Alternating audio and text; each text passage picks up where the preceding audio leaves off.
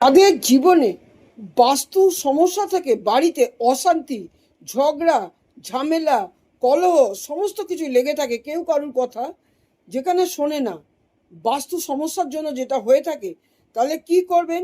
তিনটি ধাতু নেবেন। তিনটি ধাতু, একটা হচ্ছে কি, একটা হচ্ছে সীসা, একটা হচ্ছে তামা, একটা হচ্ছে রূপো।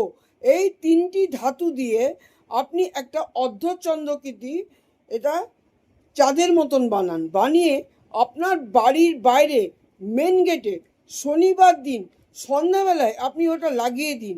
আর বজরংবলীর ওম হম হনুমতে নমঃ এই নামটি আপনি 11 বার নিতে পারেন সময় হিসাবে, আপনি 21 বার নিতে পারেন, 51 বার নিতে পারেন, 108 বার নিতে পারেন, আপনি আপনার সময় অনুযায়ী নিতে পারেন। এটা লাগিয়ে দিন। আপনার বাড়িতে কোনোদিন এই ঝগড়া ঝামেলা, অশান্তি, বাস্তুদোষ থেকে যেটা হয় সেটা কোনো দিন আর হবে না।